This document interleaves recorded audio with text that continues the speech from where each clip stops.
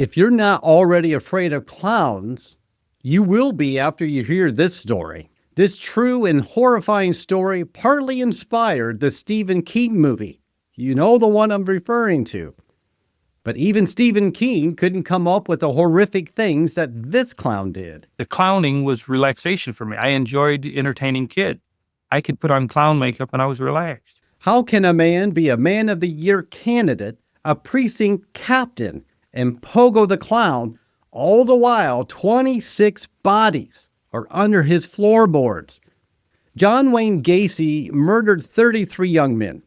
26 were buried right under his feet. 3 were buried elsewhere around his property, and the remaining 4 victims were dumped in a nearby river.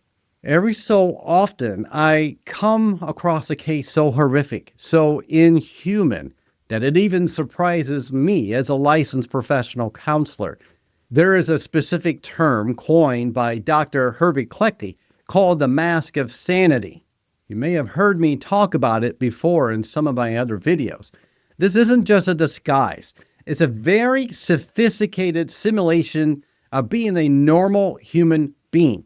It's a person who studies behavior, who gets access to the very people he wants to control, and he watches them very closely. Facial expressions, body language, the tone of their voice, all their emotions on their face. They watch it diligently. And in Gacy's case, the mask wasn't just convincing, it was award-winning. He studied so much, it was like he was trying to get an Emmy. There are 3 specific areas where Gacy wore this mask the most. He was a Democratic precinct captain who rubbed shoulders with high-level politicians, including the First Lady Rosalynn Carter. There's a very famous picture of the 2 of them together. They're both smiling. This is about the proximity to power. For narcissists like Gacy, power is a protective shield. By embedding himself in the legal and political fabric of Chicago, he created a psychological barrier between himself and everyone else. It protected him. So he thought. To accuse Gacy would be to accuse the community's own judgment. Nobody would do that. It's a form of social gaslighting. He made it illogical for anyone to suspect him. Gacy was so deeply involved in the JCs, the Junior Chamber of Commerce. He was even named the Man of the Year in Springfield, Illinois. Man of the Year. Wow. He wore that mask really good. This is called reaction formation. Gacy overcompensated for his internal feelings of being garbage, which was instilled by his father, by becoming a pillar of the community. He went from dirt to mountain in his mind. He didn't just want to be liked, he wanted to be unimpeachable. If you're the guy the mayor trusts, who would ever suspect your crawl space? Pretty good logic. The next, and perhaps the most deviant one, is Pogo the Clown. Gacy created the clown's pogo and patches to perform at children's parties and hospitals. This is the most chilling layer of the mask. In psychology, we look at disintimidation. The clown suit allowed Gacy to hide in plain sight. Under the grease paint, his micro-expressions, the incongruent smirks or the cold stares were neutralized. It was like he became invisible when he put the clown suit on. The suit gave him a license to be eccentric, to touch people, to bypassing normal social boundaries. People expect clowns to do crazy things, and that's exactly what he did. He wouldn't be able to do those crazy things if he wasn't the clown. I want to talk about the crawl space paradox. Oh, the crawl space. How did he live with the smell of the decaying bodies? How did he sleep? It's a big question. We can speculate that Gacy possessed an almost superhuman ability to silo his life. He didn't see himself as a killer who pretended to be a good neighbor. In his fractured psyche, he was a good neighbor. And the incidents in the crawl space were separate business transactions or nuisances that had to be cleaned up. This isn't just about lying. It's a structured failure of conscience where the good self and the predatory self never have to meet in the same room. They're separate people, almost like a Dr. Jekyll and Mr. Hyde. The good self and the predatory self, they don't get along. They don't have to meet, but they come out at specific times in Gacy's life. When we look at Gacy, we see the danger of unquestioned authority. We often assume that good people do good things. That makes logic, right? We want to believe that. We want to believe that good people will do good things, that they can be trusted. Oh, that person looks nice. I'm sure they are. It's a normal response under normal circumstances. But every so often, there are people who pretend to be good, but they do not do good things. And Gacy used our very own cognitive biases against us. He knew that as long as he kept the grass cut and the political flyers moving and the smile on the clown's face, that people would refuse to see the monster standing right in front of them. Today, we aren't just looking at the crimes. We're looking at the fractured psyche that allowed John Wayne Gacy to operate in plain sight. No one even suspected him. How does a human mind split this far apart? We have to look at the developmental blueprint. Gacy's relationship with his father was horrific. It was nothing short of terror for Gacy. Gacy's father was an alcoholic. He was an abusive father. His father constantly put him down and belittled him, calling him sissy and stupid. This creates a core shame and a desperate pathological need for external validation and power. Long before the crimes, there were physiological and psychological glitches forming.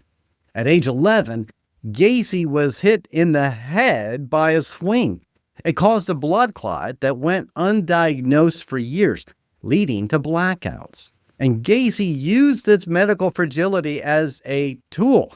Even at a young age, he learned that even though his father bullied him for it, medical issues could be used to garner sympathy or deflect accountability from others. He developed a victim identity. It felt good to him.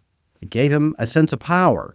This victim identity is a psychological get-out-of-jail-free card, if you will, that he would use the rest of his life.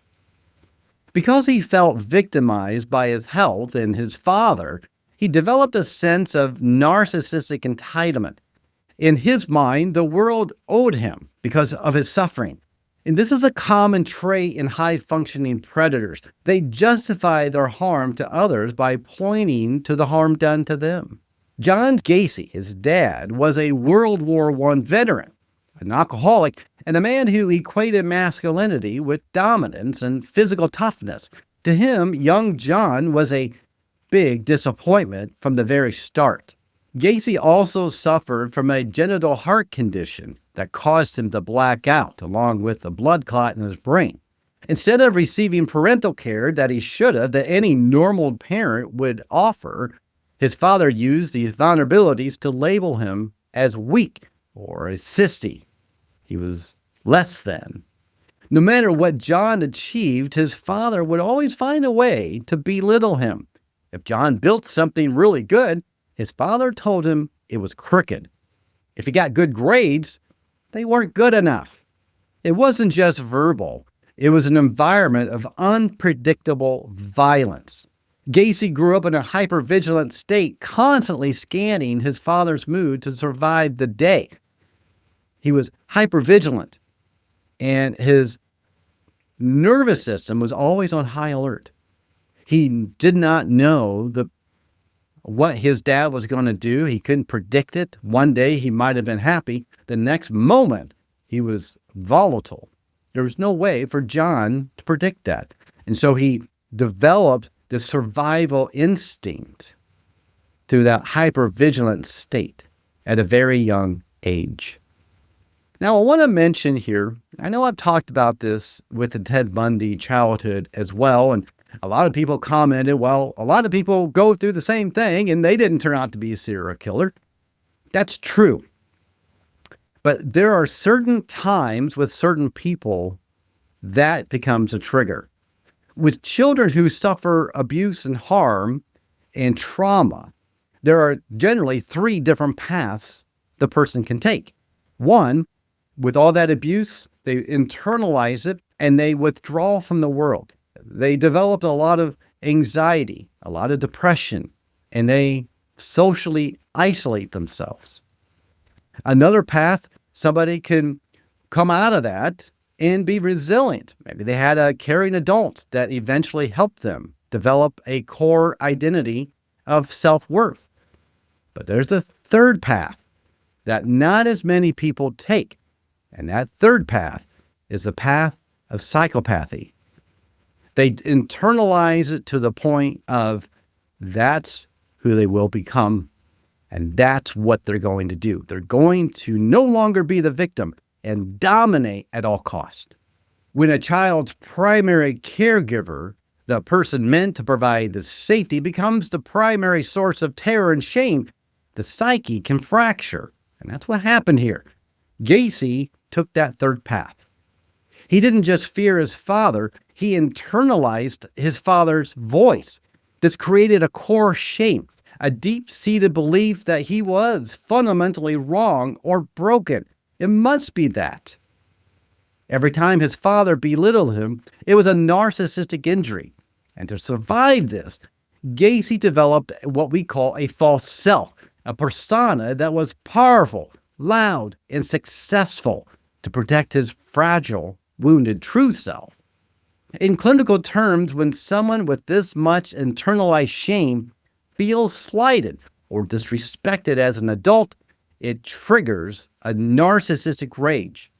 This is why so many of Gacy's victims were young men who represented strength or freedom that Gacy felt that his father had stolen from him. They become targets for a specific reason.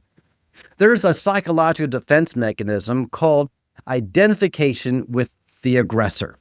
As Gacy grew older, he stopped being the victim and started adopting the traits of his tormentor. He became the tough boss, the demanding contractor, and eventually the predator. By putting others in a position of helpless victim, he was finally the one in control. He wasn't the sissy anymore. He was the one with the power of life and death. But this internal war didn't stay internal for long. By 1968, the false self that Gacy had built began to crack, leading to his first major brush with the law and his first realization that he could manipulate the very systems meant to stop him. The Iowa conviction of 1968. This is a pivotal moment in Gacy's life. He was convicted of sodomy, but manages to be paroled early. This is where he learns he can manipulate the system, his first successful mask. During the Iowa conviction, it was the exact moment that the mask of sanity was tested and proven. Gacy was a successful manager of the Kentucky Fried Chicken in Waterloo, Iowa. He was a model citizen until he was involved in sodomy involving a teenage boy. He was sentenced to 10 years. Gacy didn't just serve time, he performed time. He became the prison's cook, joined the JCs inside of prison, and he was so helpful that he convinced the parole board he was a completely reformed man. He learned that the mask was successful, and Gacy only served 18 months out of that 10-year sentence. Can't believe it. This is a chilling example of high-functioning psychopathy. He learned that the system, the law enforcement, parole boards, clinicians, you name it. They don't look at the truth. It looks for conformity. This is the God complex activated. When he walked out of the prison early, it wasn't a second chance in his eyes. It was a victory. It reinforced his belief that he was intellectually superior to all of the experts. He realized that as long as he looked like a success on paper and in the public, he could do whatever he wanted in the shadows. Basically, that's exactly what he did.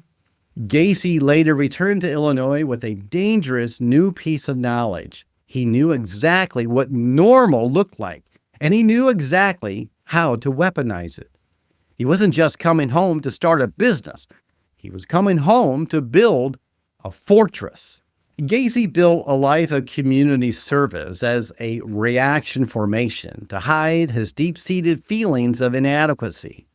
To understand Gacy, we have to look past the ego and to see the structure of narcissistic personality disorder. NPD isn't actually self-love. It's an absence of a stable self. Gacy had a void where his self-esteem should have been. And to fill that void, he required a constant stream of narcissistic supply, admiration, status, power, people just pouring it on, and he loved it. He didn't just want to be a contractor. He wanted to be the best contractor.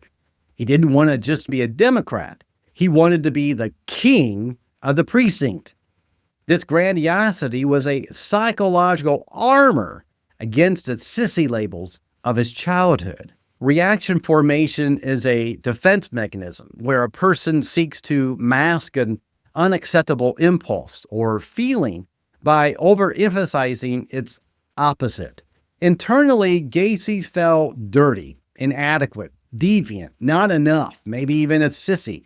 And to hide this, not just from the world, but from himself, he became the ultimate clean citizen.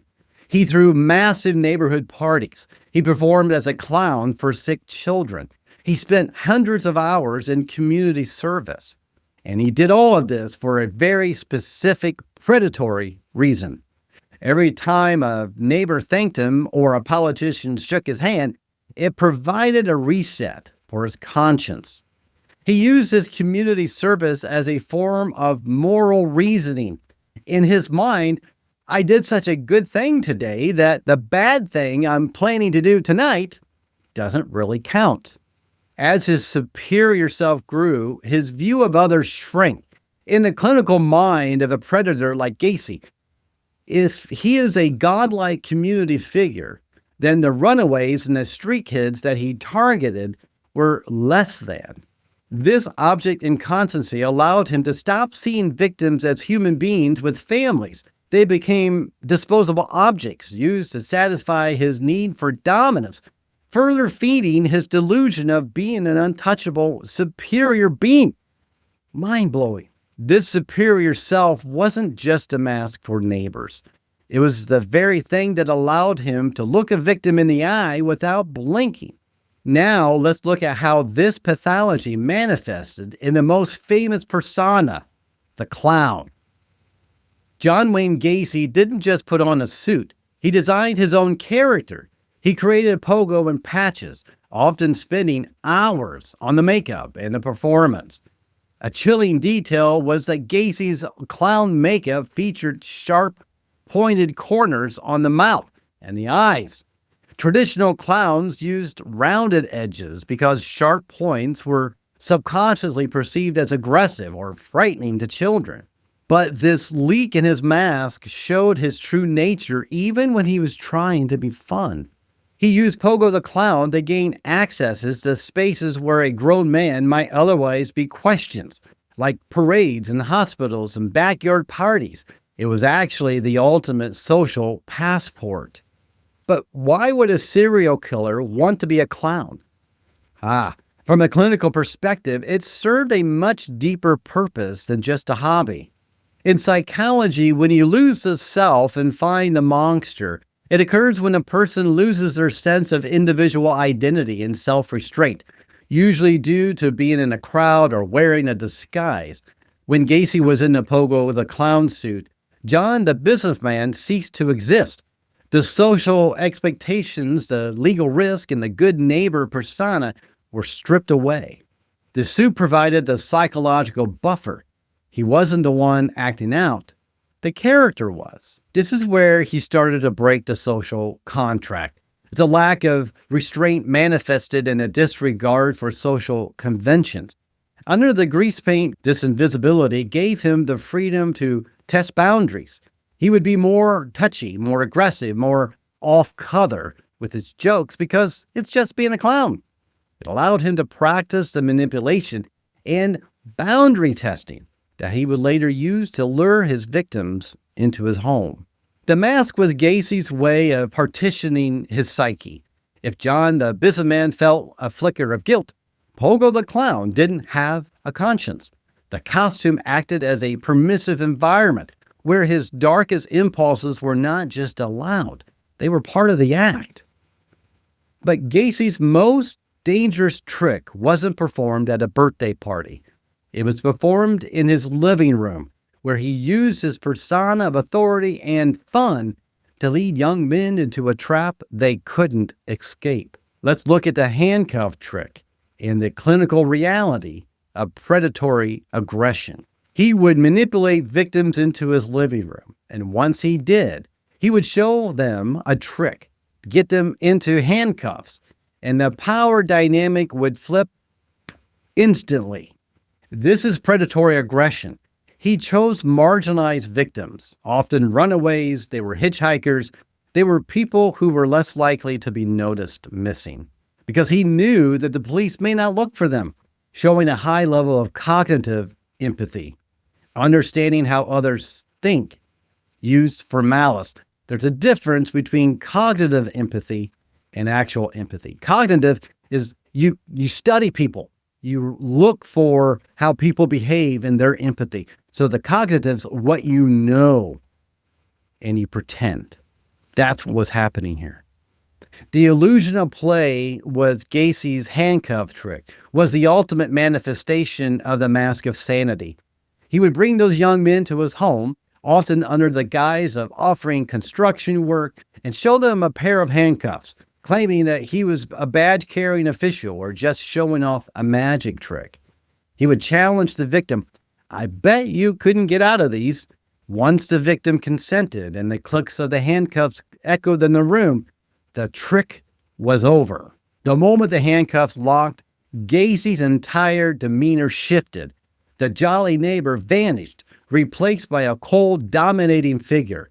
This wasn't just about physical restraint. It was about a psychological thrill of the reveal. There are two terms that are often used in cases like this. There's predatory versus effective aggression. Effective aggression is emotional, impulsive, hot, like you're in a bar fight. It's reactive. It's what happens a lot when people go into a rage.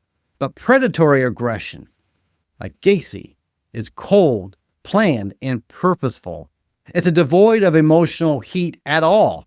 For Gacy, the violence was a calculated means to an end. The total domination of another human being was his ultimate goal. This coldness is a hallmark of the psychopathic spectrum. Most people think empathy means feelings what other people feel. That's affective empathy. That's what most people know. But there's another type of empathy that Gacy possessed, which is cognitive empathy, the intellectual ability to understand how others think and what they fear without feeling any of their pain. He used this to vet his victims. He didn't choose them because they were an easy to kill. He chose them because they intellectually understood the social hierarchy. He knew that if a drifter disappeared, the police at the time were less likely to file a report. This shows a high level of social intelligence used for purely predatory ends. This is what distinguishes between a psychopath and a sociopath. A psychopath studies, is methodical, cleans up after himself, hides. The sociopath is more chaotic. They're both equally terrifying. In the room with the handcuffed victim, Gacy finally achieved the absolute power his father had once held over him. By making the victim nothing, Gacy felt like everything. This is a narcissistic style reaching its most violent and tragic conclusion. Gacy believes his cognitive empathy made him smarter than anyone, including the doctors and the lawyers who eventually caught up to him. But as we move into the trial, we see that even the most calculated mask eventually begins to slip under the weight of truth. Gacy's behavior during the evaluation and trial, he tried to claim multiple personalities. Jack did the killings. Gacy was an expert at faking bad when it suited his legal defense, but faking good to maintain his status. His attempt to dominate the clinical interviews was his need for control, manifesting even when he was caught. As the evidence mounted, literally pulled from beneath his floorboards, Gacy's max of sanity had to evolve into the innocent citizen or to the fragmented victim. He began claiming that he didn't commit the murders, but a secondary personality named Jack did. Gacy described Jack as the bad side, aggressive, violent, out of John's control. He would speak about Jack in the third person, attempting to distance his good John persona with the 33 counts of murder. During the evaluations, Gacy would attempt to switch or describe these blackouts with practiced dramatic flair, hoping to secure a verdict of not guilty by reason of insanity. I want to talk about malingering here for a moment. It's an intentional production of false or grossly exaggerated physical or psychological symptoms, which is motivated by external incentives, like avoiding a death sentence. I talked about this in other cases as well, like Laura Owens and Ted Bundy and Michael McKee. There are so many others that have this similar trait. Ironically, for decades, Gacy was faking good to stay out of trouble to gain status. And the moment that he was caught, he pivoted to faking bad to avoid accountability. To a clinician, this 180-degree shift is a massive red flag for psychopathy rather than true psychosis. Even in jail, Gacy's narcissism was on full display. He didn't just answer questions. He tried to lead the interviews. He would critique the examiner's methods or try to bond with them as a fellow professional. This is a term called omnipotence. He truly believed he was smarter than a psychiatrist. He treated the evaluations like a game of wits. If he could trick a doctor into diagnosing him with a multiple personality disorder, which is now called dissociative identity disorder, it would be his ultimate duper's delight, the final proof that he was the superior to the system. But this is where the Jack mask failed. Dissociative identity disorder years ago used to be called multiple personality disorder. And with dissociative identity disorder, it involves extreme childhood abuse and trauma. And during that trauma, a child's psyche splits into alters. And each alter has a different name, a different persona, sometimes a different voice and facial expressions. I remember the very first time that I witnessed somebody who was going through a dissociative state who had dissociative identity disorder. It was frightening. This was before I became a therapist. And I thought this person was possessed. I really thought that. And the person's total features, her facial expressions, her voice completely changed. Her memory changed. It was a blackout, but it was a true alter. But with Gacy, it was not. He was trying to convince the doctors that it was. He didn't know enough about multiple personality disorders. He just happened to try to manifest as a convenient killer persona that only appears during crimes. And the examiner saw right through it because Gacy's Jack was too stereotypical, too controlled, and lacked the genuine gaps found in real dissociative cases. Gacy's attempt to hide behind the Jack was his final act of theater. But the curtain was finally falling. As we look at the wreckage he left behind, we have to ask, What does all of this tell us about the human mind? And more importantly, how do we protect ourselves from the Pogo the Clown in our own lives? Take a look at this interview of Gacy. Look at his eyes. Look at those smirks on his face, his facial expressions, the tone of his voice, just his whole demeanor. We would visit different hospitals and entertain the children there. And we didn't entertain them with handcuffs or anything like that. All we used was balloon animals and small toys and stuff like that. That's why I always enjoyed clowning. Duper's delight was coined by Dr. Paul Ekman. It describes the involuntary thrill a person feels when they believe that they have successfully manipulated or deceived someone else. Gacy wasn't smiling because he found the tragedy funny. He was smiling because, even in an interview, he felt that he was winning. Every time he spoke in circles or used his superior intellect to dodge a question, he felt a surge of dopamine. It was the thrill of the con. The clown didn't go away when he took off the makeup. The clown was always there from the beginning, laughing at the fact that we let him in. There's a term called the banality of evil. Most predators don't look like monsters. They look like your neighbor, your boss, or the guy who volunteers at the local parade. This is the most uncomfortable truth of the Gacy case.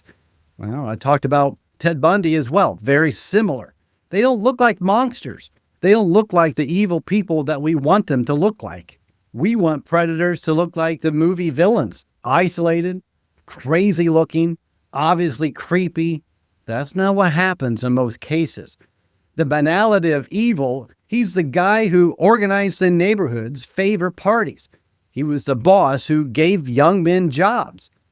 High-functioning psychopathy relies on social integration.